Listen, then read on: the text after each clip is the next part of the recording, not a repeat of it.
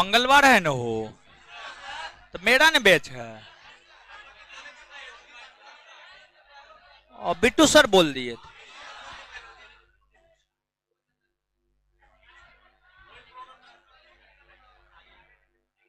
अच्छा पढ़ लीजिए ना, क्या होगा, नहीं पढ़िएगा, पढ़ लीजिए ना। बायोलॉजी, हमको बायोलॉजी का बी भी नहीं आता है। हाँ क्या,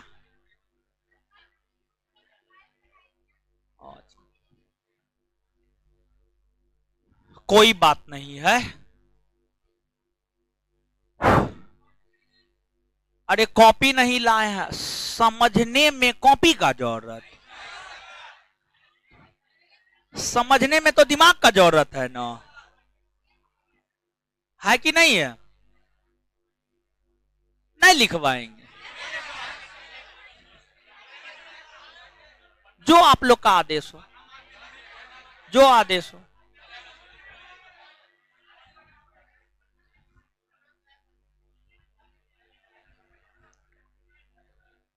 शांति शांति शांति शांति।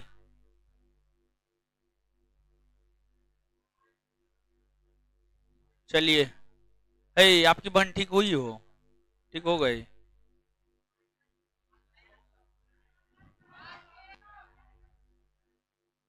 हेलो,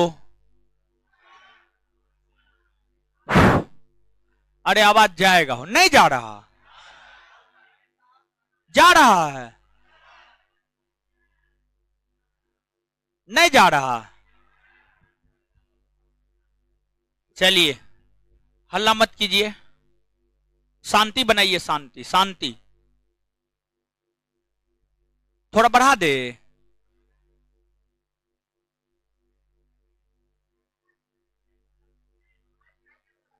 क्या क्या करे, बोर्ड का कलर बदल दे, कलर बदल दे, व्हाइट ले आए, व्हाइट व्हाइट।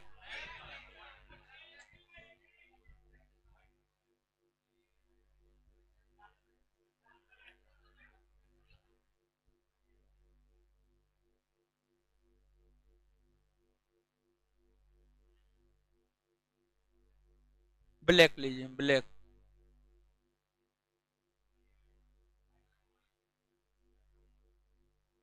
चलिए शांति बनाइए, शांति। देखिए भाई जी लोग,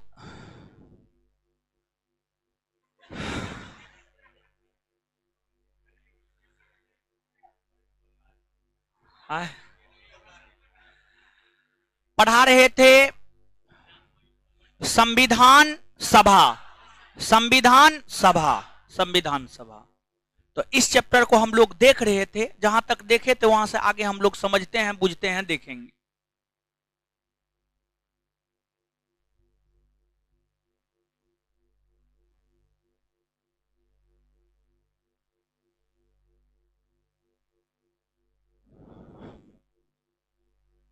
जानते हैं ये जो चैप्टर है, इस चैप्टर को पढ़ने का सबसे बड़ा रीजन यही है कि यही वो संस्था है जिसने भारत के लिए संविधान का निर्माण किया, और उसी संविधान के तहत भारत के भीतर शासन प्रशासन चलाया जाता है। भारतीय संविधान का काफी महत्व है, काफी महत्व है भारतीय संविधान का। संविधान सभा को संविधान निर्माण में 2 वर्ष 11 महीना 18 दिन का समय लगा। संविधान सभा को संविधान निर्माण करने में 2 वर्ष 11 महीना 18 दिन, 18 दिन। जानते हैं यहां तो एक तो सीधा दे देता है कि भारतीय संविधान के निर्माण में कितना समय लगा, और दूसरा इसको ऐसे देता है कि 2 वर्ष 11 माह 18 दिन किस लिए प्रसिद्ध है। तो भारतीय संविधान के निर्माण को लेकर प्रसिद्ध है, यानी इतना दिनों में भारतीय संविधान का निर्माण हुआ। दोनों वे में, दोनों तरीका से इस बात को आपको याद रखना है। इसके बाद जो आपको संविधान सभा था, संविधान सभा देखिए हमेशा क्या होता है जानते हैं, आप अगर चाहते हैं कि आगे बढ़े, आप अगर जीवन में कुछ बड़ा करना चाहते हैं, तो हमेशा आप ये प्रयास कीजिए कि आप जहां हैं, आपके पास जितना नॉलेज है, डेली आपका यह प्रयास होना चाहिए कि आज हमको कुछ नया जानना है, आज हमको कुछ नया जानना है। ये भूख आपके अंदर होगा ना, तभी जाकर के आप बेहतर कर सकते हैं, बहुत बड़ा कर सकते हैं। और आप जितना जानते हैं उतना में ही अपने आप को सीमित रखने का प्रयास करते हैं, तो ये बेहतर चीज नहीं है। जब संविधान सभा भारत के लिए संविधान का निर्माण कर रहा था, जब संविधान सभा भारत के लिए संविधान का निर्माण कर रहा था, तो संविधान सभा के सदस्य लगभग विश्व के कई देशों के संविधान को पढ़े, विश्व के बहुत सारे देशों के संविधान को पढ़े, और लगभग 60 गो, 6 पर 0 60, एक दो नहीं 60 देश के संविधान को पढ़ा। और जिस देश के संविधान में जो प्रावधान संविधान निर्माताओं को बेहतर लगा, वो प्रावधान संविधान निर्माताओं ने उस देश से लेकर, उस देश के संविधान से लेकर भारत के संविधान में रख दिया। जैसे मौलिक अधिकार सर्वप्रथम अमेरिका के संविधान में लिखित रूप में था, अमेरिका के संविधान में जो है आपको लिखित रूप में था। तो जो मौलिक अधिकार है, अगर हम मौलिक अधिकार की बात करें तो मौलिक अधिकार अमेरिका के संविधान से ले लिया गया। फिर आपको राज्य के नीति निर्देशक तत्व, राज्य के नीति निर्देशक तत्व आयरलैंड के संविधान में था, आयरलैंड के संविधान से जो है राज्य के नीति निर्देशक तत्व आपको ले लिया गया, समझिए आयरलैंड के संविधान से ले लिया गया। तो ये चीज है। और संविधान सभा जब संविधान का निर्माण कर रहा था, तो संविधान के निर्माण में 64 लाख रुपया खर्च हुआ था, 64 लाख रुपया खर्च हुआ था, 64 लाख, समझिए 64 लाख रुपया खर्च हुआ था। देखिए बोलिए, हो का है ना, जनरेटर का शुरू हुआ है, क्या ठीक कर रहा है?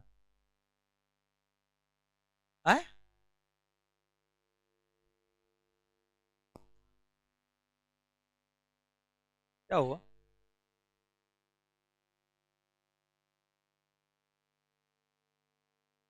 तार जल रहा था? ओ, तार जल रहा था। अच्छा ठीक है, वो पंखा बंद कर दीजिए तो। कहाँ है इसका बल्ब?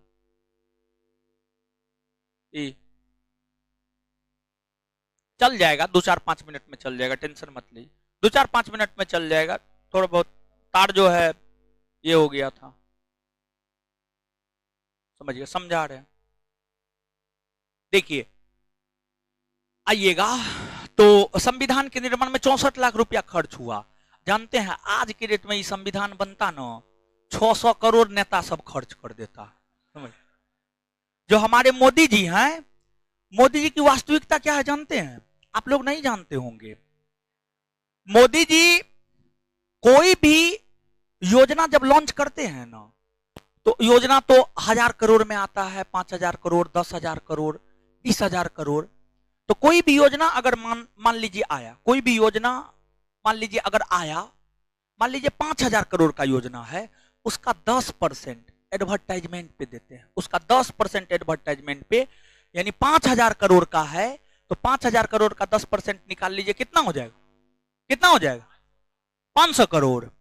500 करोड़ रुपया सिर्फ एडवर्टाइजमेंट पे फेंकते हैं, समझ गए? नमामि गंगे परियोजना के तहत गंगा को साफ किया जाना था, गंगा को जो है साफ किया जाना था, गंगा साफ नहीं हुआ, लेकिन जो बैनर पोस्टर होना चाहिए वो पूरा साफ हो गया है, समझिए, पूरा एकदम गंगा साफ हो गया है। गंगा को जाके देखिए क्या हाल है गंगा का, समझ रहे हैं? तो ये चीज है। तो आज के डेट में ये होता है, अरे क्या जरूरत है 5 लाख का कोट पहनने का, समझ गए? 5000 के कोट में भी काम चल सकता है। बनना है तो लाल बहादुर शास्त्री प्रधानमंत्री थे, लाल बहादुर शास्त्री फटा हुआ धोती पहनते थे, समझ गए? ऐसे ऐसे सादगी वाले प्रधानमंत्री होना चाहिए। ये मोदी जी जैसा जो है 10 लाख वाला कोट एक बार पहनेंगे तो दोबारा पहनेंगे नहीं, ऐसा प्रधानमंत्री नहीं होना चाहिए। समझ गए? देखिए, अब देखिएगा, ध्यान दीजिएगा, गौर कीजिएगा। आपको पढ़िए सीधा, ठीक है, पढ़िए। देखिए, गौर कीजिएगा भाई जी लोग, आपको संविधान सभा की प्रथम बैठक, आइएगा समझिएगा। पढ़ने पे ध्यान रहेगा ना तो गर्मी सर्दी कुछ होने लगता है, आप पढ़ने पे ध्यान नहीं रहेगा तो गर्मी सर्दी खूब लगेगा। जैसे लड़की का पढ़ने पे ज्यादा ध्यान नहीं होता है, समझे, तो उसको ज्यादा गर्मी सर्दी लगता है, काहे कि उसको पता है पढ़ेंगे तब भी ठीक है, ना पढ़ेंगे तब भी ठीक है, बाबूजी नौकरी वाला लड़का से ब्याह करिए देंगे। तो आप लोग के साथ दिक्कत है ना, समझिए। तो आप लोग पढ़िए, ये लोग को नहीं पढ़ने दीजिए। आइएगा, देखिए, संविधान सभा की प्रथम बैठक, संविधान सभा की प्रथम बैठक की हम बात करें तो जो संविधान सभा की प्रथम बैठक है 9 दिसंबर 1946 से 23 दिसंबर 1946। अच्छा, ये बात भूल गए हैं ना कि 11 दिसंबर को द्वितीय बैठक, 13 दिसंबर को तृतीय बैठक, ये बात नहीं भूले हैं, भूल जाइएगा ना, पक्का ना, पक्का भूल जाना है। प्रथम बैठक 9 दिसंबर 1946 से 23 दिसंबर 1946 और द्वितीय बैठक 20 जनवरी 1947 से 25 जनवरी 1947। तो जो प्रथम बैठक है, प्रथम बैठक जब आपको हो रहा था तो प्रथम बैठक के दौरान 9 दिसंबर 1946 को जो बैठक हुई, उस बैठक में टोटल 211 सदस्य मौजूद हुए। 211 में जो सबसे वरिष्ठ थे वे थे आपको सच्चिदानंद सिन्हा, जिस वजह से उन्होंने 9 दिसंबर 1946 के बैठक की अध्यक्षता की। इसके बाद जाकर प्रथम बैठक के दौरान ही 11 दिसंबर 1946 को संविधान सभा की बैठक हो रही थी।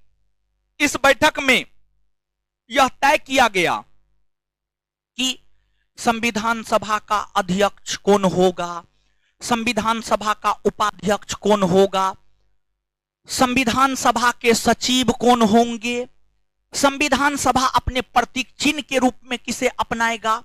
ये तमाम प्रकार की बातों का निर्धारण 11 दिसंबर 1946 को हुआ। संविधान सभा के संवैधानिक सलाहकार कौन होंगे, तो 11 दिसंबर 1946 को तमाम प्रकार की चीजों का निर्धारण हुआ। और जो तमाम प्रकार की चीजों का निर्धारण हुआ उसमें संविधान सभा का जो अस्थाई अध्यक्ष है, संविधान सभा का अस्थाई अध्यक्ष संविधान सभा के सदस्यों ने सर्वसहमति से डॉक्टर राजेंद्र प्रसाद को चुना, डॉक्टर राजेंद्र प्रसाद को चुना। तो जो डॉक्टर राजेंद्र प्रसाद थे वे संविधान सभा के अस्थाई अध्यक्ष थे, संविधान सभा के अस्थाई अध्यक्ष थे। और जानते हैं राजेंद्र प्रसाद के बारे में बहुत सारी बातें फैली हुई है, जैसे एक ही खैनी खाया करते थे, समझ गए। दूसरा, आपको जो राजेंद्र प्रसाद है संविधान सभा के अस्थाई अध्यक्ष थे, ये संविधान को इतना बार पढ़े कि इसको पूरा संविधान ही याद हो गया था, ठीक है, लाइन बाय लाइन, चांद बिंदु कोमा के साथ, समझ गए। तो कहने का मतलब यह हुआ कि तीक्ष्ण बुद्धि के थे, यानी तेज थे, तेज तरार थे राजेंद्र प्रसाद। और इनके विषय में एक और बात फैला हुआ है कि राजेंद्र प्रसाद एक बार रोड साइड में, रोड के बल्ब उल्ब लगा हुआ था, वहां पर ही पड़ रहे थे, बगल से बाराती गुजर गया, इनको पता नहीं चला, समझ रहे हैं। तो अब इसमें पता नहीं कितना सच्चाई है, लेकिन ये सब बात जानते हैं, ये सब बात जो कहा जाता है लोगों को मोटिवेट करने के लिए, समझ गए। देखिए, एगो चीज है, यानी खरगोश और कछुआ, खरगोश कछुआ कहानी सुने हैं। खरगोश बहुत तेज दौड़ता था, बहुत तेज दौड़ करके जो है जाकर के रुक गया, आराम करने लगा। और जो कछुआ धीरे धीरे धीरे धीरे धीरे धीरे जाकर के लक्ष्य प्राप्त कर लिया। आज तक कोई ने देखा है कि खरगोश और कछुआ का भी बाजी लगा था और उसमें कछुआ जीत गया। ये सब बनावटी कहानी है, बनावटी कहानी है।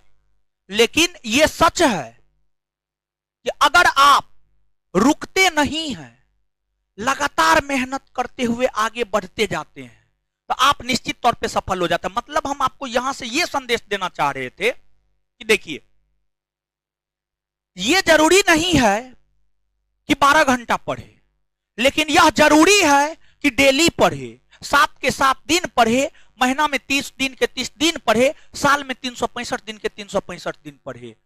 जिन लोगों में इस चीज का विकास हुआ है, जो लोग इस प्रवृत्ति के हैं, वो जल्दी सफल हो जाते हैं। लेकिन अगर किसी में यह है कि हम 2 दिन पढ़ेंगे, 3 दिन मस्ती मारेंगे, जल्दी सफल नहीं होता है वो, समझ गए। तो आप अपने अंदर इस गुण का विकास कीजिए कि हमको डेली पढ़ना है, 4 घंटा ही पढ़ना है, लेकिन हमको डेली पढ़ना है। चाहे आंधी आ जाए, तूफान आ जाए, बरसात हो जाए, भूकंप आ जाए, मौसी का ब्याह हो जाए, समझ गए, कुछ हो जाए, उससे कोई मतलब ना है। चलिए, तो संविधान सभा के अस्थायी अध्यक्ष राजेंद्र प्रसाद, फिर संविधान सभा में है, पंखा चला दीजिए नो, अरे इतना तो रहम कर दीजिए, हे भगवान, दाब दीजिए ना, कोई भी स्विच है, बकलोले हैं।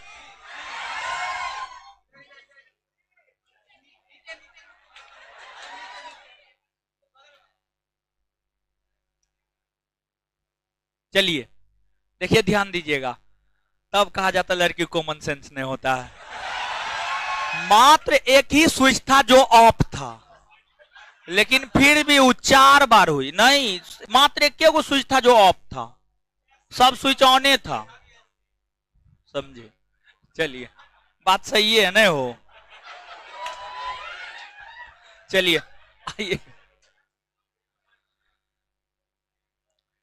संविधान सभा में अस्थायी अध्यक्ष था, इसके बाद संविधान सभा में उपाध्यक्ष भी था। और जानते हैं, जैसे 2 उप मुख्यमंत्री होता है न हो, समझे, वैसे संविधान सभा में 2 उपाध्यक्ष था। संविधान सभा में 2 उपाध्यक्ष था, और संविधान सभा में 2 जो उपाध्यक्ष था, वो 2 था, एगो एच.सी. मुखर्जी और दूसरा भीटी कृष्णामाचारी, भीटी कृष्णामाचारी, ये 2 उपाध्यक्ष था। फिर संविधान सभा में एगो सचिव भी था, और संविधान सभा में जो सचिव था उसका नाम था H.B.R. आयंगर। संविधान सभा में एगो सचिव भी था, और जो सचिव था उसका नाम था H.B.R. आयंगर,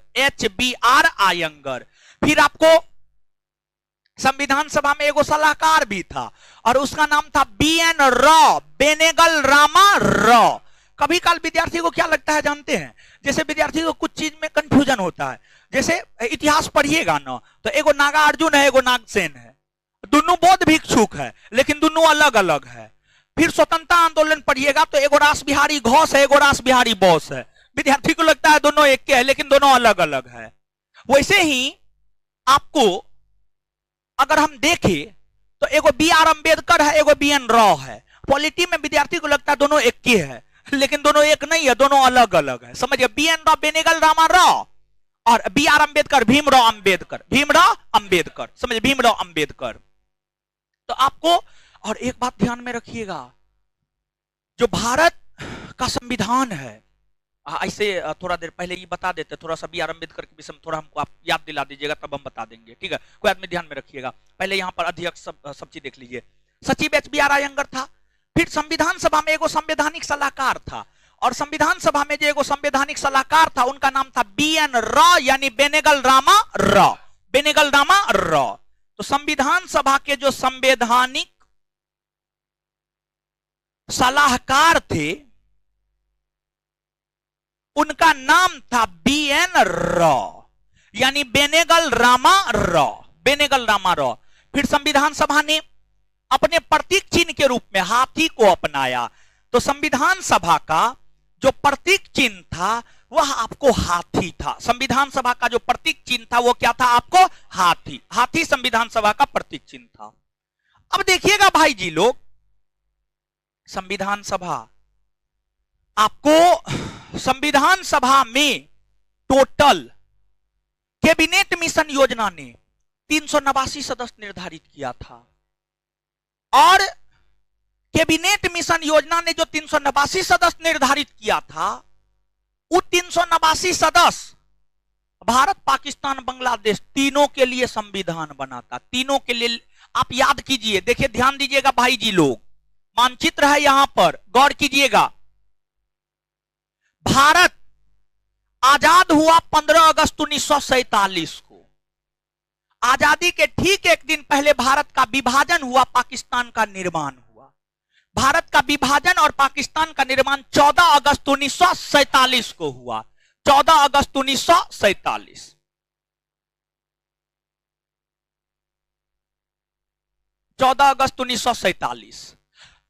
लेकिन जो कैबिनेट मिशन योजना है, कैबिनेट मिशन योजना का भारत आगमन 24 मार्च 1946 को। कैबिनेट मिशन योजना ने अपनी सिफारिशें प्रस्तुत की है मई 1946 में। कैबिनेट मिशन योजना के तहत संविधान सभा का गठन हुआ है 9 दिसंबर 1946। 9 दिसंबर 1946।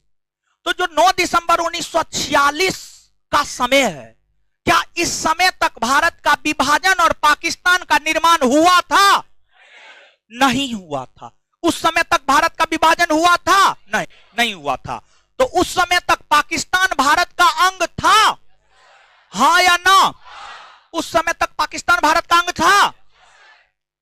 तो जो आजादी से पूर्व संविधान सभा था, वो संविधान सभा भारत पाकिस्तान दोनों के लिए संविधान का निर्माण करता। भारत पाकिस्तान दोनों के लिए संविधान का निर्माण करता। लेकिन बाद में जाकर 14 अगस्त 1947 को, 14 अगस्त 1947 को जब भारत का विभाजन और पाकिस्तान का निर्माण हुआ, इसके बाद संविधान सभा का पुनर्गठन हुआ। आजादी के बाद यानी 15 अगस्त 1947 के बाद संविधान सभा का पुनर्गठन हुआ। आजादी के बाद जो संविधान सभा का पुनर्गठन हुआ, संविधान सभा के पुनर्गठन के बाद, संविधान सभा के पुनर्गठन के बाद संविधान सभा में जो सदस्य निर्धारित किया गया वह आपको 299। आप याद कीजिए, कैबिनेट मिशन योजना ने संविधान सभा में 389 सदस्य निर्धारित किया, जिसमें 296 निर्वाचित होने थे और 93 मनोनीत होने थे। कुछ याद आ रहा है? लेकिन जब भारत का विभाजन, पाकिस्तान का निर्माण हुआ, अब पाकिस्तान के लिए तो अलग संविधान बनता, भारत के लिए अलग संविधान बनता, भारत के लिए अलग संविधान बनता। तो आजादी के बाद संविधान सभा का पुनर्गठन हुआ, और आजादी के बाद जब संविधान सभा का पुनर्गठन हुआ तो संविधान सभा में सदस्यों की संख्या 389 से घट करके 299 बच गया। 299 बच गया। 299 सदस्यों में से 299 सदस्यों में से 229 सदस्य, समझ गए, 229 सदस्य ब्रिटिश प्रांत से आने थे। मुंह पर साथ हटाइए ना, है महाराज, ठीक है। अरे आप ही को बोल रहे, बढ़िया से बैठिए ना। अरे तो ऐसे बैठा जाता है वो, बढ़िया से बैठिए ना, एकदम ऐसे करके बैठे हुए हैं। कितना लंबा चौड़ा शरीर है, शरीर को बर्बाद कर रहे वाह महाराज। चलिए आए,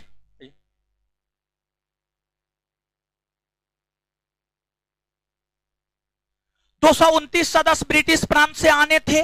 वही 70 सदस्य की हम बात करें तो 70 सदस्य जो है देसी रियासत से आने थे। कहां से? देसी रियासत से आने थे। तो आजादी के बाद संविधान सभा का पुनर्गठन हुआ। संविधान सभा में 299 सदस्य बचे, जिसमें 229 ब्रिटिश प्रांत और 70 देसी रियासत। अब देखिएगा भाई जी लोग, यहां पर अंबेडकर साहब के विषय में बताते। डॉक्टर भीमराव अंबेडकर, जो डॉक्टर भीमराव अंबेडकर है, ऐसे तो संविधान, भारतीय संविधान का जो निर्माण किया है, जो संविधान सभा भारतीय संविधान का निर्माण किया है, उसमें 299 गो सदस्य था। लेकिन 299 में से एक आपको लेकिन इसके बावजूद डॉक्टर भीमराव अंबेडकर को ही भारतीय संविधान का निर्माता माना जाता। भारतीय संविधान का निर्माता क्या डॉक्टर अंबेडकर के अलावे जो अन्य 298 को सदस्य था उसका संविधान निर्माण में कोई योगदान नहीं था? एकदम योगदान था, लेकिन फिर भी भारतीय संविधान का निर्माता अंबेडकर को ही माना जाता है, क्योंकि संविधान निर्माण में जो मुख्य भूमिका अदा किया है वह डॉक्टर अंबेडकर साहब ने ही अदा किया है। यही कारण है कि उन्हें भारतीय संविधान का निर्माता तथा आधुनिक भारत का मनु कहा जाता है। भारतीय संविधान का निर्माता तथा आधुनिक भारत का मनु कहा जाता है। तो आप इस बात को याद रखेंगे। अब देखिएगा भाई जी लोग, आपको आजादी से पहले और आजादी के बाद, आजादी से पहले और आजादी के बाद, आजादी से पहले यानी 15 अगस्त 1947 से पहले, 15 अगस्त 1947 से पहले, 15 अगस्त 1947 से पहले भी डॉक्टर भीमराव अंबेडकर संविधान सभा के सदस्य थे, और 15 अगस्त 1947 के बाद भी डॉक्टर भीमराव अंबेडकर संविधान सभा के सदस्य बने रहे। समझिएगा, बने रहे। सुनना है, हाथ नहीं नोचना है, ठीक है? एक जानते हैं, यानी जो विद्यार्थी का गुण होना चाहिए वो सब एकदम नहीं है। कोई नाखून ऐसे करेगी तो कोई कान नोचेगी, कोई उसको देखेगी, ठीक है? मां बकलोल सब है। सीधा बोर्ड पे देखिए, क्या देखिए? बोर्ड पे देखिए, सुनिए, इधर उधर नहीं करना है, ठीक है? एक तो पहले ये सब भगवान दिमाग कम दिया।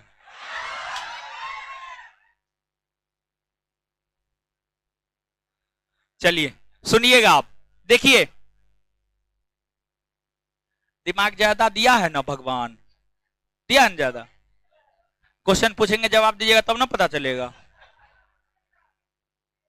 क्वेश्चन पूछते हैं जवाब दे दीजिए, जो पढ़ाए वही पूछते हैं, जवाब दे दीजिए। आज के बाद कभी नहीं बोलेंगे कम दिमाग है आप लोग को, एकदम तब बोलेंगे लड़का कम दिमाग है। जवाब देने के लिए तैयार है? एक को हाथ उठाइए, कौन कौन जवाब देने के लिए तैयार है?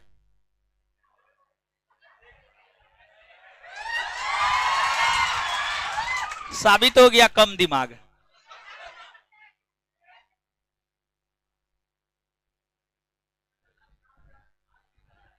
चलिए सुनिएगा, यहां पर समझिएगा, यहां पर समझिए ना, अब समझने वाला चीज है, समझिएगा।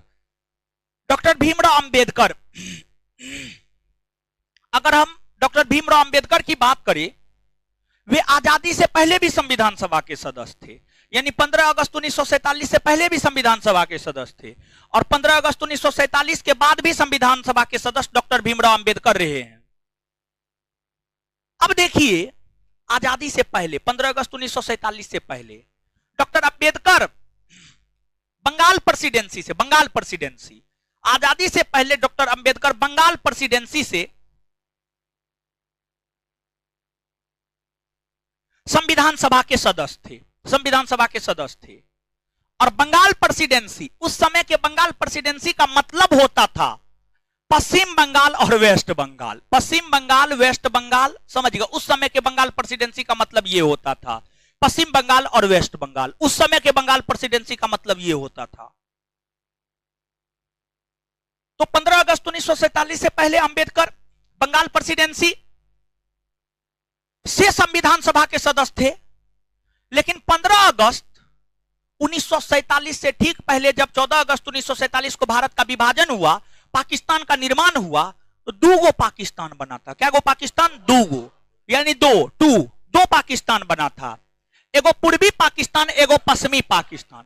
ये जो वर्तमान का पाकिस्तान है इसे पश्चिमी पाकिस्तान, और ये जो बांग्लादेश है इसको पूर्वी पाकिस्तान। तो डॉक्टर अंबेडकर साहब जहां से संविधान सभा के सदस्य थे वो पूर्वी पाकिस्तान में शामिल हो गया, वो एरिया पूर्वी पाकिस्तान में शामिल हो गया। अब डॉक्टर अंबेडकर साहब जहां से संविधान सभा के सदस्य थे वो एरिया पूर्वी पाकिस्तान में शामिल हो गया, जिस कारण डॉक्टर अंबेडकर साहब विभाजन होने के बाद संविधान सभा के सदस्य नहीं रह पाए, क्योंकि जिस एरिया से थे वो पाकिस्तान में शामिल हो गया, और डॉक्टर अंबेडकर थे भारत के, उनको रहना था भारत में। तो डॉक्टर अंबेडकर साहब अब संविधान सभा के सदस्य नहीं रह गए। जब संविधान सभा के सदस्य डॉक्टर अंबेडकर साहब नहीं रह गए, संविधान सभा के अध्यक्ष डॉक्टर राजेंद्र प्रसाद का टेंशन बढ़ गया। अब क्या होगा? जो सबसे बड़का विद्वान था, जो नेतृत्व कर रहा था, जो इंजन था हम लोगों का, जैसे रेलगाड़ी है, इंजन है, डब्बा है, मान लीजिए इंजन नहीं रहे तो डब्बा का कोई महत्व नहीं। तो डॉक्टर अंबेडकर साहब जो थे ना, इंजन थे, नेतृत्व कर रहे थे। डॉक्टर अंबेडकर साहब संविधान सभा के सदस्य नहीं रहे, राजेंद्र प्रसाद को टेंशन हो गया, अब क्या करे? तो राजेंद्र प्रसाद ने बंबई प्रेसिडेंसी से संविधान सभा का एक सदस्य था, उसका नाम था एस जयकर।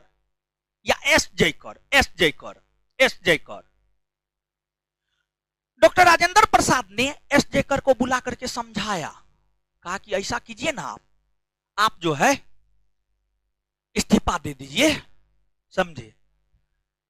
आप नहीं भी रहिएगा तो कोई दिक्कत नहीं है, आपको इधर उधर से हम जुगाड़ कहीं बैठा देंगे, कहीं कुछ हो मंत्रिमंडल में बैठा देंगे, आप इस्तीफा दे दीजिए ताकि एक सीट खाली हो और डॉक्टर अंबेडकर को वहां से चुन करके संविधान सभा में हम ला सके।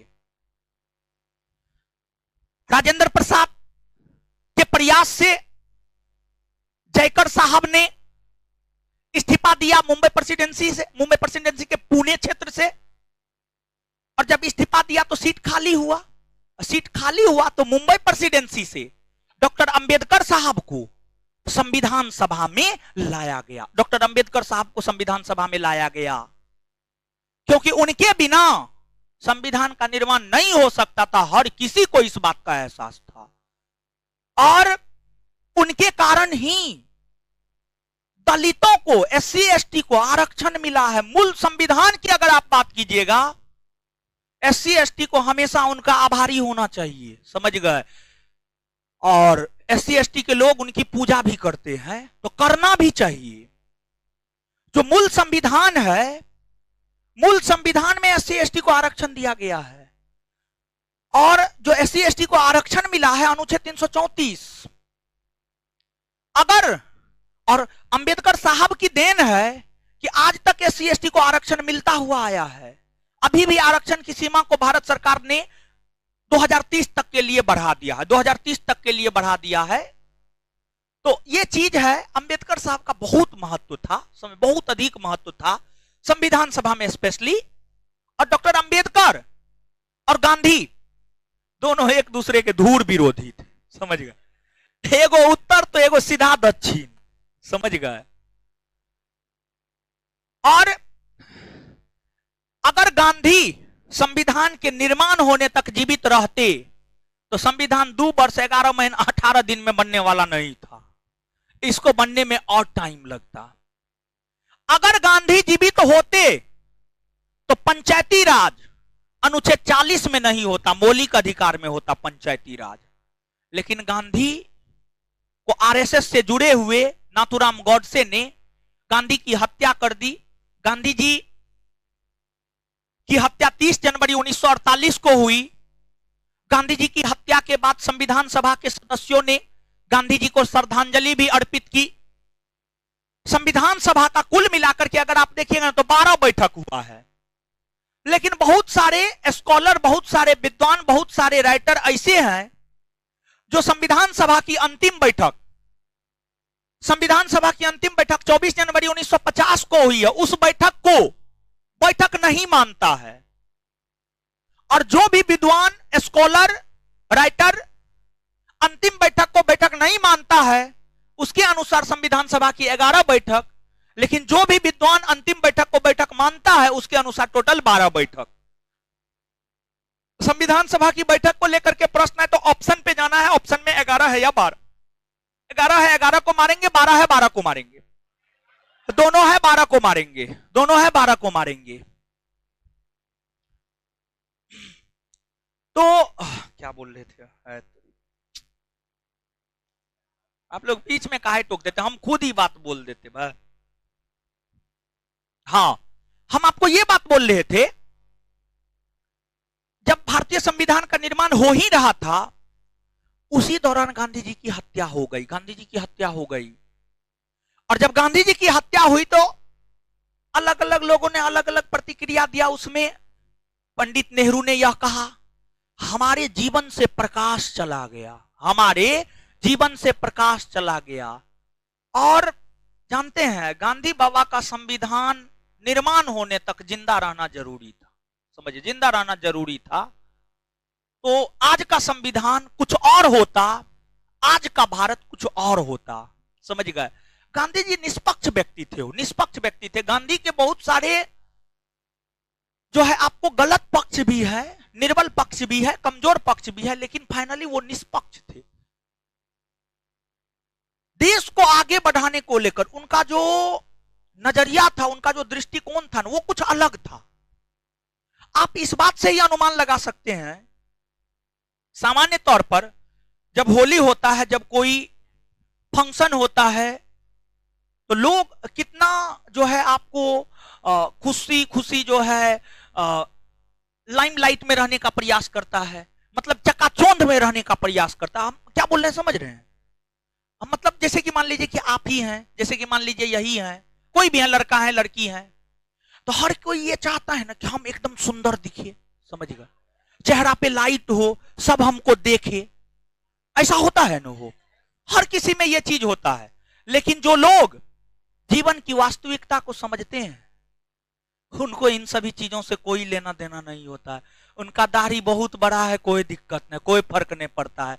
बाल बहुत बड़ा है, समझ गए, टी शर्ट फटा हुआ है, जीन्स फटा हुआ है, कोई दिक्कत नहीं, समझ गए। देखिए, कपड़ा, कपड़ा का मतलब सिर्फ अंग ढकने तक होता है, उससे ज्यादा कपड़ा का कोई औचित्य नहीं रहता है, समझ गए। तो गांधी जी वास्तविकता को समझते थे कि क्या वास्तविक है।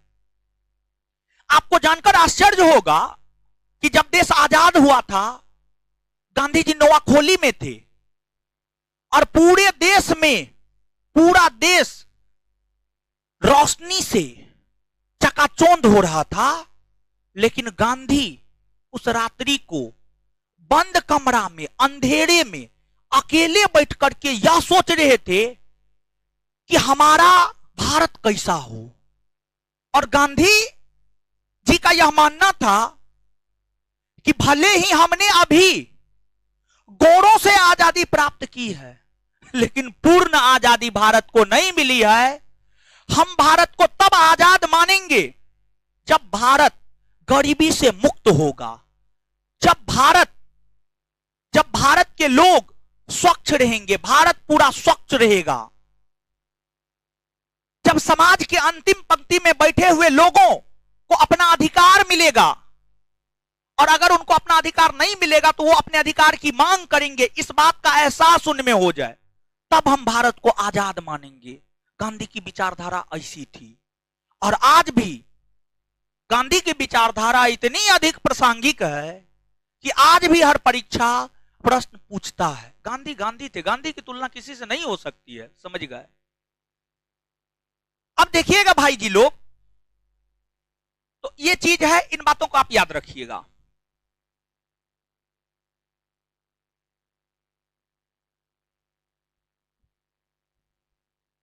अब आइएगा, आपको ये जो देसी रियासत था और फिर आपको ब्रिटिश प्रांत था, एक प्रश्न आपसे पूछा जाता है, किस ब्रिटिश प्रांत से संविधान सभा में सबसे ज्यादा सदस्य निर्वाचित हुए थे? किस देसी रियासत से संविधान सभा में सबसे ज्यादा सदस्य निर्वाचित हुए थे? ये तमाम प्रकार के प्रश्न मनोनीत हुए थे। ये तमाम प्रकार के प्रश्न आपसे आपके परीक्षा में पूछा जाता है। अगर हम ब्रिटिश प्रांत को देखें तो सबसे ज्यादा संयुक्त प्रांत से, सबसे ज्यादा संयुक्त प्रांत से संविधान सभा में सदस्य चुने गए थे, और आपको 55 सदस्य। और देसी रियासतों में सबसे ज्यादा मैसूर देसी रियासत से चुने गए थे, 6 या 7, समझिए 7 नहीं 6, समझ गए। तो देसी रियासतों में सबसे ज्यादा मैसूर देसी रियासत से संविधान सभा में सदस्य चुने गए थे। वहीं आपको संयुक्त ब्रिटिश प्रांतों में सबसे ज्यादा संयुक्त प्रांत से चुने गए थे। ये चीज है, आप इन बातों को याद रखिएगा। यहां तक बात कुछ समझ में आया? यहां तक जितना बताया एक बार याद कर ले, फिर आगे लेक्चर देंगे, लिखाएंगे नहीं, फिर आगे लेक्चर देंगे, फिर याद करवा देंगे। अगले क्लास में आइएगा तो लिखा देंगे। क्या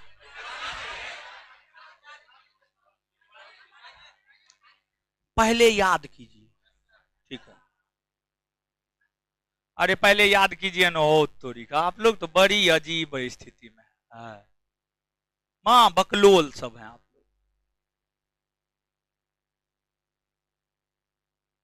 पहले याद कीजिए और समझाएंगे तब लिखाएंगे, ठीक है? चलिए फटाफट बोलते जाइए। दीदी जी लोग मुंह में लड्डू लेके नहीं बैठना है, ठीक है? संविधान निर्माण में कितना दिन? 2 वर्ष 11 महीना। संविधान निर्माण में कितना दिन? चलिए, भारतीय संविधान का जब निर्माण हो रहा था, संविधान निर्माताओं ने कितने देश के संविधान को पढ़ा? कितना देश? कितना रुपया खर्च हुआ? कितना रुपया खर्च हुआ? आपको अलग से बोलेंगे। अरे आप ही को बोल रहे हैं, आप भी बोलिए, ठीक है? तब याद नहीं होता, कहिएगा याद नहीं होता है। चलिए, संविधान सभा की प्रथम बैठक कब से कब तक? संविधान सभा के अस्थायी अध्यक्ष, अस्थायी अध्यक्ष, अस्थायी अध्यक्ष, अस्थायी अध्यक्ष, उपाध्यक्ष एच.सी. मुखर्जी और संविधान सभा में कितने उपाध्यक्ष? कौन कौन? संविधान सभा के सचिव कौन थे? संविधान सभा के सचिव संवैधानिक सलाहकार, संवैधानिक सलाहकार प्रतीक चिन्ह के रूप में किसे अपनाया? हाथी। अच्छा, कैबिनेट मिशन योजना के अनुसार जो संविधान सभा का गठन 9 दिसंबर 1946 को, उसमें क्या गो सदस्य? 390। आजादी के बाद जो संविधान सभा का पुनर्गठन हुआ उसमें कितना सदस्य? 200। आजादी के बाद जो संविधान सभा का पुनर्गठन हुआ उसमें कितना सदस्य? 299। ब्रिटिश प्रांत से, ब्रिटिश प्रांत, देशी रियासत, सबसे ज्यादा कौन देशी रियासत? कौन सबसे ज्यादा? कौन ब्रिटिश प्रांत? कौन ब्रिटिश प्रांत? संयुक्त प्रांत। आगे बताइएगा, संविधान सभा के सदस्यों ने अपने किस बैठक के दौरान गांधी जी को श्रद्धांजलि अर्पित किया? 7वां। कैमा? 7। कैमा? 7। संविधान सभा के सदस्यों ने अपने किस बैठक के दौरान गांधी जी को श्रद्धांजलि अर्पित की? कौन? इतना बात क्लियर है? इतना बात याद हो गया ना? चलिए अब आगे बढ़े ना। देखिए, आप ध्यान दीजिएगा भाई लोग, संविधान सभा की जो प्रथम बैठक है 9 दिसंबर 1946 से 23 दिसंबर 1946, इसी बैठक के दौरान 13 दिसंबर 1946 को 13 दिसंबर 1946 को पंडित जवाहरलाल नेहरू ने संविधान सभा के समक्ष उद्देश्य प्रस्ताव रखा। संविधान सभा के समक्ष उद्देश्य प्रस्ताव रखा। पंडित नेहरू ने 13 दिसंबर 1946 को संविधान सभा के समक्ष जो उद्देश्य प्रस्ताव रखा, इस उद्देश्य प्रस्ताव को संविधान सभा ने 22 जनवरी 1947 को स्वीकार किया। 22 जनवरी 1947 को स्वीकार किया। 22 जनवरी 1947 को स्वीकार किया। 22 जनवरी 1947 को जब इस उद्देश्य प्रस्ताव को स्वीकार किया गया, तो यही उद्देश्य प्रस्ताव बाद में जाकर भारतीय संविधान की प्रस्तावना बनी। क्या बनी? भारतीय संविधान की प्रस्तावना पढ़ाए हैं ना? नहीं पढ़ाए? पढ़ाए ना? 2-4 गो क्वेश्चन पूछ, सम्मिलित रूप से या 1 by 1? देखिए 1 बाय 1 पूछेंगे तो पता चलेगा, थोड़ा डर भी पैदा होगा, ठीक है। सम्मिलित रूप से पूछेंगे तो गेहूं के साथ घुनो पीसा जाएगा। लेकिन हाथ जोड़ करके रिक्वेस्ट है, जिनसे पूछेंगे वही, बस दो तीन क्वेश्चन 2-3 लोग से मात्र पूछ रहे हैं, ठीक है। फिर सम्मिलित रूप से हम पूछ देंगे ताकि पता चल सके कि लोग पढ़ते हैं या नहीं पढ़ते हैं, ठीक है। सिर्फ मेरे बताने से आपका नहीं हो जाएगा, हो आपको भी घर पे पढ़ना होगा, ठीक है। तो पूछते हैं 2-3 लोग से, आप जवाब दीजिएगा, ठीक है। जिनसे पूछ रहे हैं वही जवाब दीजिएगा। अब बस 1-2 लोग से पूछने के बाद जो है ना सम्मिलित रूप से पूछेंगे, तब सब लोग जवाब दीजिएगा, ठीक है।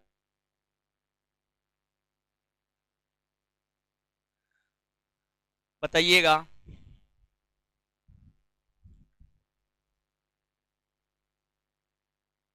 प्रस्तावना में कितने प्रकार के स्वतंत्रता की चर्चा है? स्वतंत्रता बोलिए ना, कौन कौन? हाँ हाँ। और मार पटा कर दी, कौन कौन है बोलिए ना।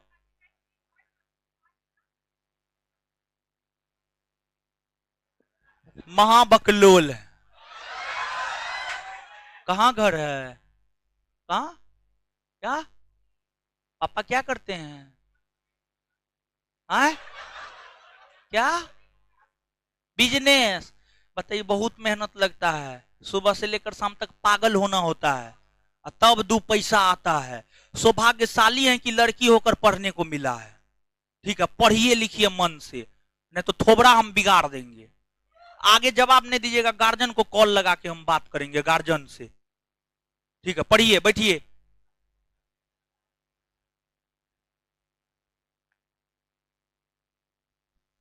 खड़ा होइए, बताइएगा। प्रस्तावना में कितना बार संशोधन हुआ है? लड़का लोग बढ़िया है।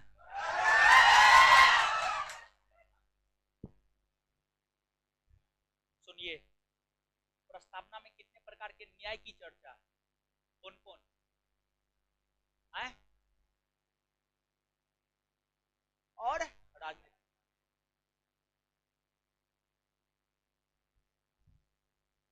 ऐ रोक रहा हूँ ये। हाँ, बताइएगा। किस वाद में सुप्रीम कोर्ट ने यह कहा है कि प्रस्तावना संविधान की आत्मा है? आए? कौन? गोलकनाथ वाद। किस वाद में सुप्रीम कोर्ट ने यह कहा है कि प्रस्तावना संशोधनीय नहीं है? आए? किसमें कहा है संशोधन? किसमें कहा है संशोधनीय है? सब चीज में गोलके नाथ होता है, केशवानंद भारतीवाद होगा। मार फट्टा से हम ठीक कर देंगे, ठीक है। लड़का सब भी बकलोल है, नाम बुरा दिया आप लोग का, बताइए। थूर दीजिएगा उसको, समझ। छुट्टी के बाद इसको थूर दीजिएगा तो। चलिए आगे आइएगा, चलिए आइएगा, आप ध्यान दीजिएगा भाई जी लोग, आइए ना अब यहां देखिए। आइए ना, आइए ना, आइए ना यहां पे। तोरी अब देखिएगा, 22 जनवरी 1947 का तिथि एक तो इसलिए महत्वपूर्ण है क्योंकि इस तिथि को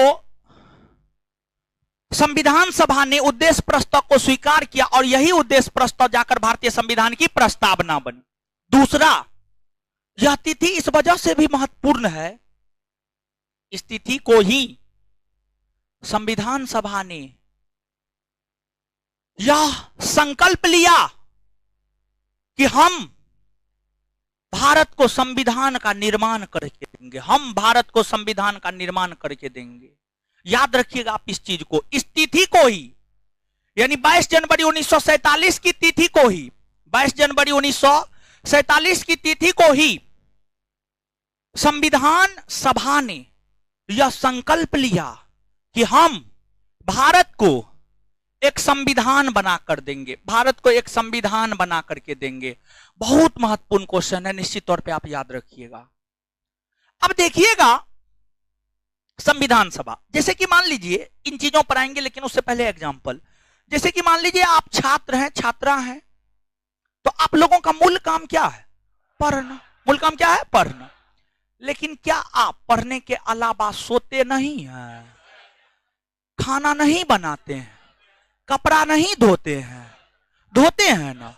गर्लफ्रेंड नहीं घुमाते हैं, घुमाते हैं ना। चलिए, सब काम करते हैं ना। वैसे ही संविधान सभा, अगर हम संविधान सभा की बात करें तो जो संविधान सभा है, संविधान सभा का मूल काम भारत के लिए संविधान का निर्माण करना था। संविधान सभा का मूल काम भारत के लिए संविधान का निर्माण करना था, जैसे आपका मूल काम पढ़ना है। लेकिन जैसे आप इसके अलावा खाना बनाते हैं, सब चीज करते हैं, उसी प्रकार से संविधान सभा संविधान निर्माण के साथ साथ और भी बहुत सारा काम किया। तो और भी क्या बहुत सारा काम किया? संविधान सभा की हम बात करें तो आपको 1947 में देश आजाद हुआ, 1950 में जाकर भारत का संविधान लागू हुआ। भारत का संविधान लागू 26 जनवरी 1950, 26 जनवरी 1950 को हुआ। जब 26 जनवरी 1950 को भारत का संविधान लागू हुआ तो इसके बाद भारत में शासन प्रशासन संविधान के अनुरूप चलाए जाने लगे। 1950 के बाद 1950 में जब भारत का संविधान लागू हुआ तो इसके बाद संविधान के अनुरूप शासन प्रशासन चलाए जाने लगे। तथा 1947 तक भारत में अंग्रेज था, तो अंग्रेज अपना शासन कर रहा था। तो आखिरकार ये जो अवधि 1947 से 1950 है, इस दौरान भारत में शासन प्रशासन कौन कर रहा था? किस अधिनियम के तहत शासन प्रशासन चल? तो ये तमाम प्रकार की बातें हैं। अब देखिएगा भाई जी लोग, आप सभी को मालूम होना चाहिए, भारत को आजादी भारतीय स्वतंत्रता अधिनियम 1947 के तहत मिली है। जो भारत है, भारत को जो आजादी मिली है वह भारतीय स्वतंत्रता अधिनियम 1947। भारतीय स्वतंत्रता अधिनियम 1947 में यह कहा गया था कि भारत और पाकिस्तान दोनों देश में तब तक भारत शासन अधिनियम 1935 के तहत शासन प्रशासन चलाए जाएंगे जब तक कि दोनों देशों के लिए संविधान का निर्माण नहीं हो जाता है। भारत को आजादी, एक बार फिर से इस लाइन को बोल रहे हैं, समझिएगा आप चीजों को। भारतीय स्वतंत्रता अधिनियम 1947 के तहत भारत को आजादी मिली। 1947 के अधिनियम में यह कहा गया था कि जब तक भारत और पाकिस्तान में संविधान का निर्माण नहीं हो जाता है तब तक इन देशों में शासन प्रशासन भारत शासन अधिनियम 1935 के तहत चलाए जाएं। इस प्रावधान के तहत ही इस अवधि के दौरान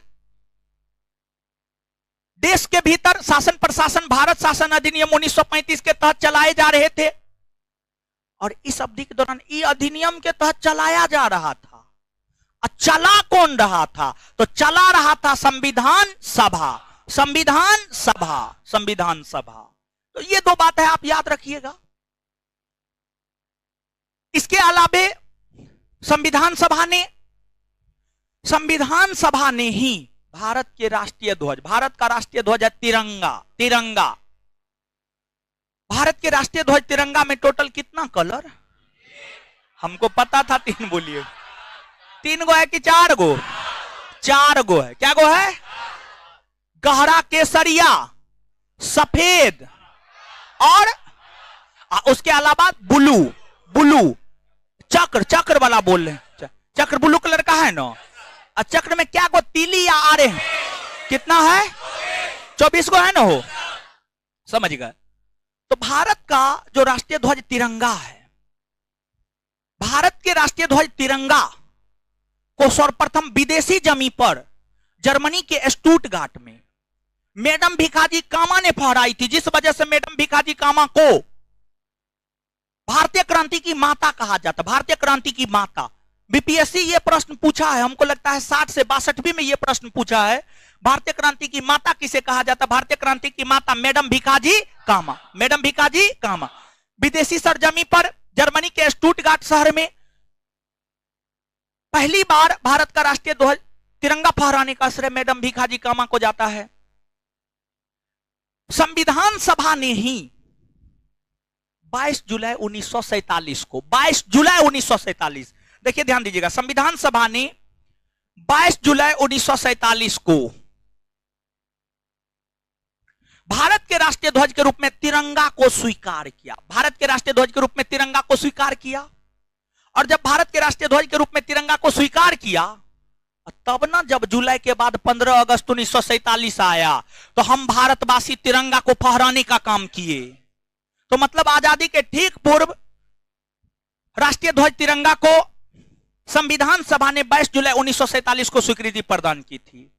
यह भी संविधान सभा का ही काम है। फिर अब देखिएगा, संविधान सभा ने ही भारत को राष्ट्रमंडल की सदस्यता भी दिलवाया। भारत को राष्ट्रमंडल की सदस्यता भी दिलवाया। जानते हैं, राष्ट्रमंडल एक ऐसा संगठन था जिसमें ब्रिटेन ने जितने देशों को गुलाम बनाया था, उन्हीं देशों का एक संगठन था। मतलब समझिएगा, देखिए, ब्रिटेन जैसे कि समाज में देखते होंगे, एक्का दुक्का लोग पर बहुत प्रभुत्वशाली होते हैं। एगो दूगो लोग आपके समाज में, आपके गांव में बहुत प्रभुत्वशाली होता है। और जो प्रभुत्वशाली लोग होता है, वो गांव के गरीब गुरबा निरक्षर अनपढ़ सबसे जमीन हड़प लेता है। समझ गए? ऐसा होता है, हमारे समाज में हुआ है। समझ गए? हमारे समाज में हम देखें, हमारे समाज में हुआ है, हमारे अपने ही घर में हुआ है।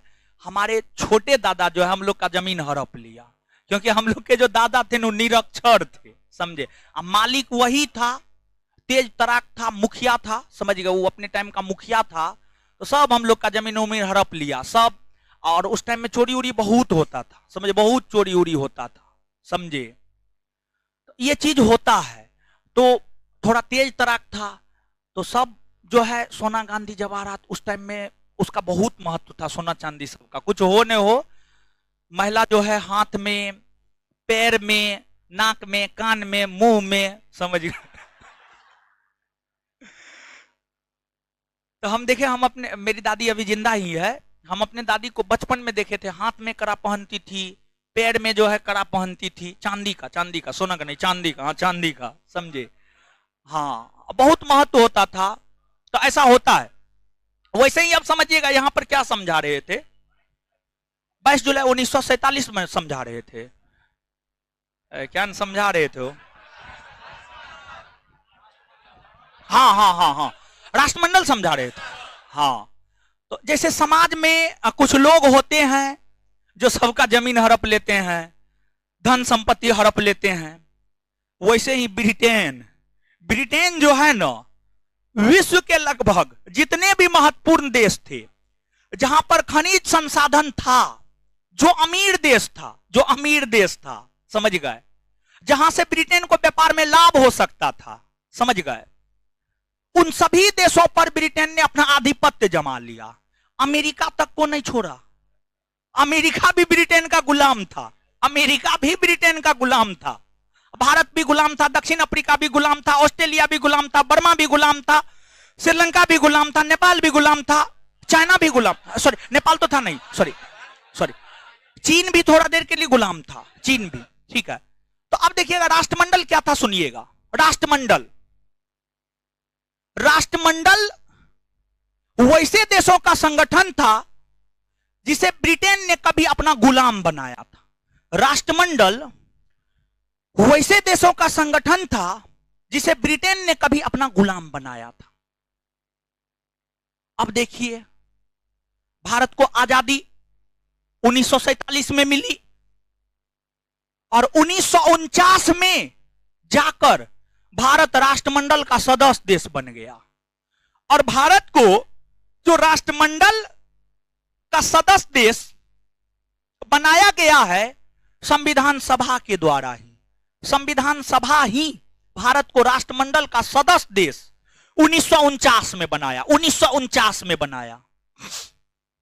जब भारत ने राष्ट्रमंडल की सदस्यता ली तो बहुत सारे भारत के बुद्धिजीवी ऐसे थे जिन्होंने विरोध किया, कहा कि लगता है फिर भारत गुलाम बन जाएगा, लगता है फिर भारत गुलाम बन जाएगा।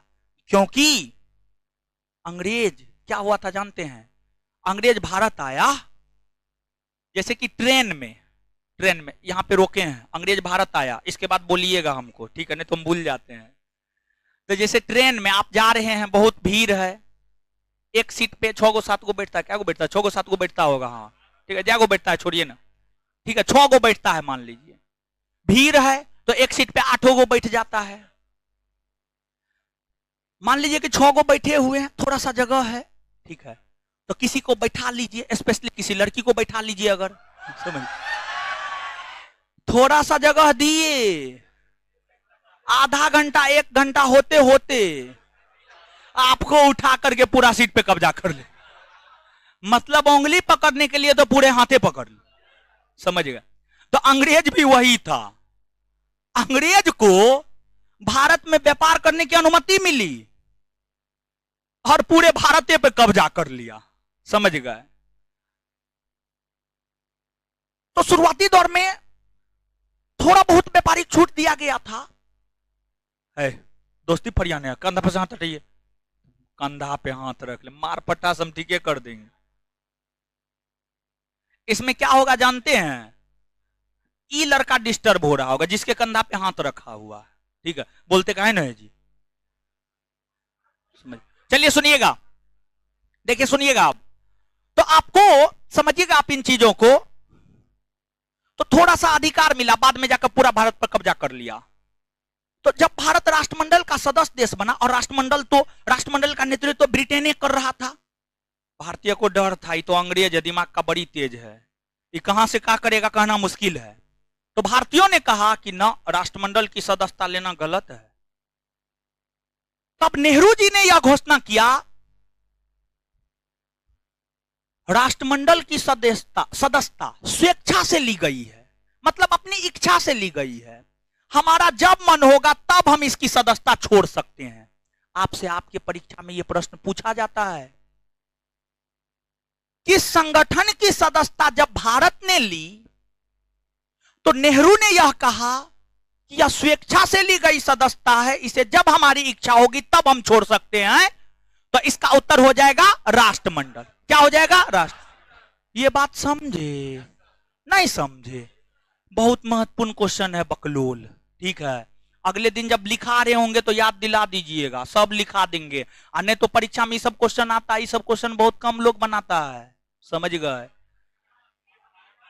अभी नहीं ना लिखाएंगे, अगले क्लास में लिखाएंगे। अरे आप छोड़िए ना, हम पे छोड़िए ना, हम है ना, हम लिखा देंगे, ठीक है। ये सब बातों सब मास्टर नहीं बताता है। कुछ चीज हम पॉलिटी में हर चैप्टर में 5 गो 10 गो ऐसा देंगे जो सीधे परीक्षा में आएगा, इधर उधर कहीं नहीं मिलेगा, सीधा परीक्षा में, समझे? चलिए सुनिएगा, अब देखिएगा, इसके बाद जो आपको संविधान सभा है, संविधान सभा की अंतिम बैठक 24 जनवरी 1950 को हुआ। 24 जनवरी 1950 को जो संविधान सभा की अंतिम बैठक हुई, इस बैठक में बहुत सारे निर्णय लिए गए। इस बैठक में एक तो मात्र 284 गो सदस्य मौजूद था, 299 गो में से जो है ना 284 गो, बाद बाकी का देहांत हो गया था, निधन हो गया था, समझ, निधन हो गया था। तो ये अंतिम बैठक में ये जो 284 गो सदस्य भाग लिया था, कि 284 का 284 वो संविधान पर अपना हस्ताक्षर किया था कि हम इस संविधान को बनाए हैं। तो आपसे ये बात पूछा जाता है, यहां पे क्वेश्चन दो रूप में पूछा जाता है। एक ये पूछा जाता है संविधान सभा की अंतिम बैठक में कितने सदस्य भाग लिए, और दूसरा क्वेश्चन ये पूछा जाता है कि संविधान के ऊपर कितने सदस्यों ने हस्ताक्षर किया। तो 284।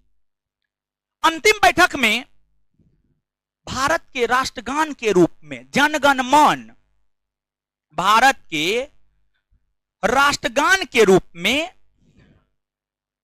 जनगण मन को स्वीकृति 24 जनवरी 1950 को दी गई, और भारत के राष्ट्रगीत के रूप में वंदे मातरम, भारत के राष्ट्रगीत के रूप में वंदे मातरम को भी स्वीकृति 24 जनवरी 1950 को दी। साथ ही साथ भारत के प्रथम राष्ट्रपति के तौर पर संविधान सभा के सदस्यों ने सर्वसहमति से राजेंद्र प्रसाद को चुना, राजेंद्र प्रसाद को चुना।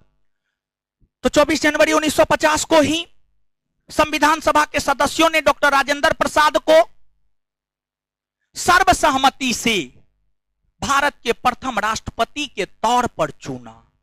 राजेंद्र प्रसाद बिहार के थे। संविधान निर्माण में राजेंद्र प्रसाद का बहुत बड़ा योगदान था, समझ गए, अध्यक्ष थे। इतना बार पढ़े, देखिए, भले ही संविधान का निर्माता भीमराव अंबेडकर को माना जाता हो, लेकिन संविधान में क्या रहेगा और क्या नहीं रहेगा, इसको लेकर अंतिम तौर पर निर्णय राजेंद्र बाबू ही लेते थे, क्योंकि वे अध्यक्ष थे। इसी वजह से, समझ गए, ये चीज है। दूसरा, जो राजेंद्र बाबू हैं, ये देश के प्रथम राष्ट्रपति बने हैं। देश को प्रथम राष्ट्रपति देने का गौरव बिहार को प्राप्त है। बिहार ने देश को प्रथम राष्ट्रपति दिया है, समझ गए। तो ये चीज है, आप ये सब बात याद रखिएगा। अब देखिएगा, ध्यान दीजिएगा भाई लोग, भारत के राष्ट्रगान जनगण मन है।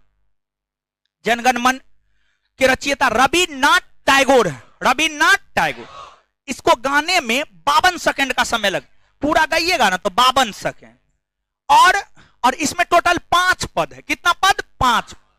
और संक्षेप में गाने में 20 सेकंड, और संक्षेप में गाते हैं तो पहला पद और अंतिम पद गा देते हैं, मात्र पहला और लास्ट, समझ, पहला और लास्ट। राष्ट्रगान जनगण मन भारत भाग्य विधाता शीर्षक से छपा था। भारत भाग्य विधाता शीर्षक, हिंदी में भारत भाग्य विधाता शीर्षक से छपा था, और अंग्रेजी में मॉर्निंग सॉन्ग ऑफ इंडिया के नाम से छपा था। मॉर्निंग सॉन्ग ऑफ इंडिया के नाम से छपा था। जैसे आप स्कूल जाते हैं, बचपन में जाते होंगे, प्रेयर से क्लास की शुरुआत होती है। प्रेयर से, प्रार्थना होता होगा, फिर जो है क्लास की शुरुआत। वैसे ही संसद भवन में, यानी लोकसभा राज्यसभा में जो काम की शुरुआत होती है ना, जनगण मन से। जब लोकसभा चलना प्रारंभ होता है तो लोकसभा के सब सदस्य खड़ा होते हैं, अभिवादन करते हैं, जनगण मन अधिनायक जय हे भारत भाग्य विधाता, समझ गए। कुछ समय के लिए होता था, लेकिन अब बंद हो गया, हो रहा। अब बहुत दिन से सिनेमा नहीं देखे हैं, ठीक है, जाएंगे देखने के लिए, अब देखते हैं होता है कि नहीं होता है। बंद हो गया, अच्छा जाएंगे देखने के लिए, 15 अप्रैल के बाद जाएंगे, ठीक है। चलिए सुनिए, आए सुनिए ना। इसके बाद बहुत सारा जो अच्छा स्कूल होता है उसमें क्लास की समाप्ति भी प्रार्थना से होता है, समझ गए। अगर सीबीएसई स्कूल में पढ़िएगा तब, समझ गए। सरकारी में पढ़िएगा होता भी है, नहीं होता है। जहां का प्रिंसिपल अच्छा है वहां होता है, और जहां का प्रिंसिपल अपने 10 बजे के बदला 2 बजे आता है, वहां पर कहां से होगा, समझे। लेकिन जानते हैं, बड़ी सरकारी विद्यालय की स्थिति बहुत दयनीय है, बहुत, ठीक है। और जानते हैं, आप लोग पढ़े लिखे लोग हैं, जब गांव घर जाइए ना, तो ऐसे तो आपके पास पावर नहीं है, लेकिन फिर भी आप भारत के आम नागरिक हैं। आम नागरिक होने के नाते आप जब अपने गांव शहर में जाते हैं, तो स्पेशली सरकारी विद्यालय जहां पर गांव के बच्चे पढ़ते हैं सरकारी विद्यालय में, ऐसा माना जाता है कि जो गरीब परिवार के लोग हैं वही पढ़ते हैं। और शिक्षा आप सभी नहीं जानते हैं तो आगे हम बताएंगे, शिक्षा मौलिक अधिकार है हम लोगों का, शिक्षा प्राप्त करना मौलिक अधिकार है हम लोगों का 6 से 14 आयु वर्ग। और बच्चा सभी सरकारी विद्यालय में पढ़ता है। तो स्कूल जाइए, देखिए जब आप जाइएगा ना स्कूल जा करके देखिए मास्टर आया है कि नहीं आया है, समझ गए, प्रिंसिपल आया है कि नहीं आया है, मिलता है खिचड़ी कि नहीं मिलता है। अगर कहेगा ताला मारा हुआ है कि नहीं मारा हुआ है, ठीक है, अगर कहेगा तुम कौन होता है पूछने का, कहिए हम भारत के नागरिक हैं, ठीक है, नागरिक होने के नाते हमको ये अधिकार है, हम पूछेंगे मास्टर का टाइम में 9 बजे आने का क्यों नहीं आया है, ठीक है, ऐसा होना चाहिए। देखिए अगर आप ऐसा कीजिएगा ना तो समाज का बहुत लोग कहेगा बनता है। इस चीज से आप ऊपर उठिए, इस चीज से ऊपर उठिए। सबसे बड़ा रोग क्या कहेंगे लोग, लोगों का काम है कहना, लोग कहते रहेंगे, हाथी चले बाजार कुत्ता भूखे हजार, समझ गए। तो एकदम इस सब पे थोड़ा बहुत ध्यान आप लोग दीजिए, ठीक है। और जब सफल हो जाइएगा ना, मतलब कहीं नौकरी वोकरी हो जाएगा ना, तब तो जरूर दीजिएगा ध्यान, ठीक है। जब तक आप खुद सफल नहीं हुए हैं तो आप पर जो है थोड़ा सा कमेंट हो सकता है समाज में, खुद तो कुछ उखाड़ा न, समझे। तो लेकिन जब सफल हो जाइएगा तो ई नहीं सफल हो गए बस अपना बीवी बच्चा परिवार को लेकर के हो गए, ऐसा नहीं होना चाहिए। अरे मनुष्य एक सामाजिक प्राणी है, समझ गए। तो समाज में लोगों की भागीदारी होनी चाहिए, तो ये काम आपको करना चाहिए। हम तो 6-7 साल से घर नहीं गए हैं, लेकिन हम सोचे हैं सच में सोचे हैं, ठीक है, घर जाएंगे तो सबसे पहले यही काम करेंगे, क्योंकि अब तो हमको कोई बोल नहीं सकता है, समझ गए। अब बोलेगा तो थुड़ा देंगे हम, ठीक है। देखिए शिक्षा जरूरी है। शिक्षा ऐसा चीज है ना जो आपको आपके हक के विषय में बताता है, आपको आपके अधिकार के विषय में बताता है। तो शिक्षा हर किसी को मिलना चाहिए। शिक्षा का हकदार हर कोई है, चाहे गरीब हो, अमीर हो, लाखपति हो, खाकपति हो, कुछ भी हो, उससे कोई मतलब नहीं है, ठीक है। तो ये चीज है, तो ये सब बात आप याद रखने का प्रयास कीजिएगा। अब हम लोग आते हैं, जितना पता है उतना याद करते हैं, पुनः आगे बढ़ जाएंगे, ठीक है। चलिए अच्छा एगो बात बताइएगा भाई जी लोग, भारतीय संविधान का निर्माता किसको कहते हैं? डॉक्टर भीमराव। भारतीय संविधान का निर्माता डॉक्टर भीमराव। आधुनिक भारत का मनु डॉक्टर भीमराव अंबेडकर। आधुनिक भारत का मनु, आधुनिक भारत का मनु डॉक्टर भीमराव अंबेडकर। आधुनिक भारत का मनु। अच्छा, आजादी से पहले अंबेडकर साहब कौन प्रेसिडेंसी से संविधान सभा? कौन? बंगाल ना। आजादी के बाद, आजादी के बाद मुंबई ना। अच्छा एक बात बताइएगा, डॉक्टर अंबेडकर साहब मुंबई प्रेसिडेंसी से संविधान सभा में चुनकर आ पाए थे, किसके कारण? राजेंद्र प्रसाद। किसके स्थान पर? Jayakar, S Jayakar, S Jayakar, S. इतना बात क्लियर है?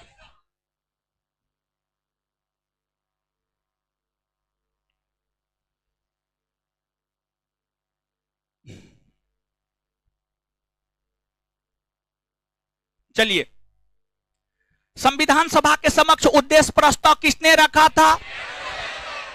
पंडित जवाहरलाल। कब रखा? 13 दिसंबर 1900। इस उद्देश्य प्रस्ताव को संविधान सभा ने स्वीकार कर 22 जनवरी 1900। यही उद्देश्य प्रस्ताव बाद में जाकर क्या बना? भारतीय संविधान की, भारतीय संविधान की प्रस्तावना। चलिए आगे बताइएगा, संविधान सभा ने कब यह संकल्प पारित किया कि हम भारत को एगो संविधान बनाकर देंगे? 22 जनवरी 1900। अच्छा एगो बात बताइएगा, हाँ 22 जनवरी 1947। 22 जनवरी 22 जुलाई 1947 को तो झंडा को स्वीकृति दिया। 22 जनवरी 1947, जो लास्ट क्वेश्चन बोले उसका आंसर 22 जनवरी 1947। एक बार फिर से बोल ले, संविधान सभा ने कब यह संकल्प पारित किया कि भारत को एक संविधान बनाकर दें? 22 जनवरी 1900। भारत के राष्ट्रीय ध्वज के रूप में तिरंगा को स्वीकृति किस संस्थान? किस संस्थान ने दिया? संविधान सभा। कब? 22 जुलाई 1900। भारतीय क्रांति की माता मैडम भिखाजी। भारतीय क्रांति की माता, भारतीय क्रांति की माता। विदेशी सरजमी पर भारत का राष्ट्रीय ध्वज तिरंगा किसने फहराई? मैडम भिखाजी। कहां? जर्मनी के स्टुटगार्ट। जर्मनी के स्टुटगार्ट। आगे बताइएगा, 1947 से 1950 तक भारत में शासन प्रशासन कौन अधिनियम के तहत? कौन अधिनियम के तहत? अच्छा, संविधान सभा की अंतिम बैठक 24 जनवरी 1900। अंतिम बैठक में कितने सदस्य भाग? कितने सदस्य? संविधान पर हस्ताक्षर कितने सदस्य? 284। भारत के राष्ट्रगान क्या है? जनगण।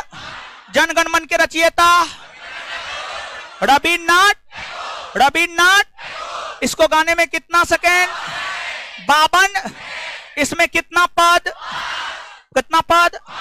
संक्षेप में गाते हैं तो कितना? 20। कितना पद गाते हैं? पहला और अंत। पहला और। भारत का राष्ट्रगीत वंदे मातरम। राष्ट्रगीत वंदे मातरम के रचयिता बंकिम चंद्र चटर्जी। भारत के राष्ट्रगान और राष्ट्रगीत को गाने में 1 मिनट 5 सेकंड, यानी 65 सेकंड। कितना सेकंड? 65। तो राष्ट्रगीत को गाने में कितना सेकंड? कितना सेकंड? बात क्लियर है? तो भारत के राष्ट्रगीत और राष्ट्रगान के रूप में, राष्ट्रगीत और राष्ट्रगान के रूप में जनगण मन और वंदे मातरम को स्वीकृति संविधान सभा ने कब 24 जनवरी 1900। भारत के प्रथम राष्ट्रपति के रूप में राजेंद्र प्रसाद को सर्वसहमति से मनोनीत किसने किया? संविधान। इतना बात क्लियर? जितना बताए थे याद हुआ? पक्का। अच्छा, एगो बात बताइएगा कि भारत राष्ट्रमंडल का सदस्य देश कब बना? 1949। भारत राष्ट्रमंडल का सदस्य देश कब बना? 1900। अच्छा, भारत जब राष्ट्रमंडल का सदस्य देश बना तो बहुत सारे लोग विरोध किए, तो इस पर किस विद्वान ने यह कहा यह स्वेच्छा से लिया गया, यह स्वेच्छा से लिया गया सदस्यता है, जब मन होगा तब छोड़े? पंडित जवाहरलाल। इतना बात क्लियर? चलिए, आज इतना ही। इससे आगे अगले क्लास में हम आपको लिखा देंगे। कल आपका बायोलॉजी का क्लास है, बोलिए ना।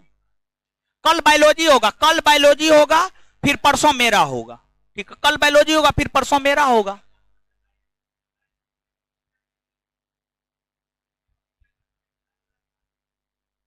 एकदम जो है उसमें आप ये कर सकते हैं कि एक तो बोलिए सुधार करने के लिए, दूसरा जो है अपने वीडियो से संपर्क कीजिए, एसडीओ से संपर्क कीजिए, शिक्षा विभाग से जो जुड़े हुए लोग हैं उनसे संपर्क कीजिए। आप कहिए कि हमारे गांव में ऐसा ऐसा हो रहा है। ठीक है, अगर वहां पे नहीं सुनता है तो मुख्यमंत्री दरबार में हाजिरी लगाइए। ठीक है, चलिए ठीक है, धन्यवाद आप सभी का। इससे आगे अगले क्लास में।